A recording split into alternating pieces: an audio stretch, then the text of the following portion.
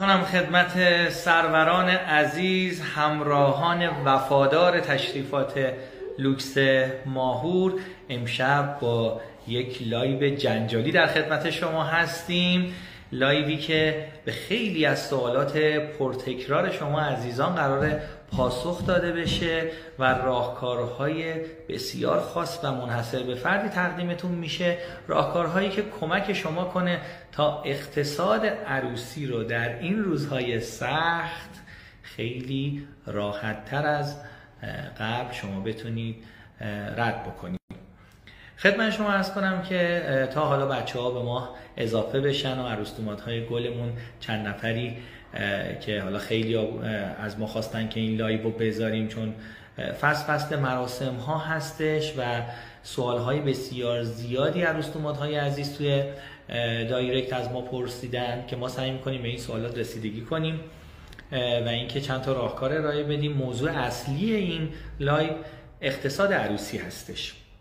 و اینکه چگونه میتونیم با شرایط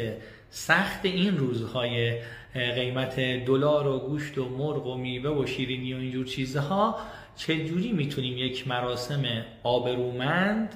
در عین حال آبرومند اما قیمت مناسب بتونیم برگزار بکنیم، که 10 راهکار مختلف خدمت شما ارائه میشه که مطمئنم که این راهکارها بسیار بسیار به درد عروس‌دامادهای عزیزمون میخوره.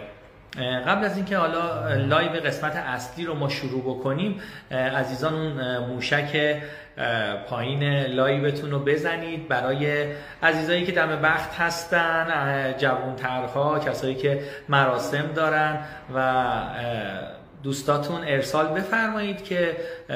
با تعداد بیشتری بتونیم این لایو رو بریم و بعد با یه رزومه از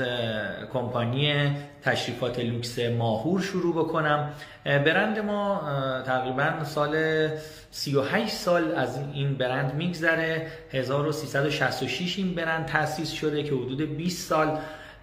پدر بنده این برند رو جلو برده و حدود 17-18 سال هم هستش که بنده در خدمت عروس‌دامادهای عزیزمون هستم و تقریبا بیش از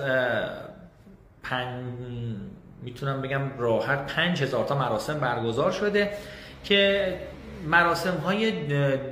تقریبا 3 سال گذشته رو توی این پیجی که بنده در خدمتتون هستم تقریبا حدود 1700 تا مراسم توی این پیج هست. خاطره های تلخ شیرینی ما با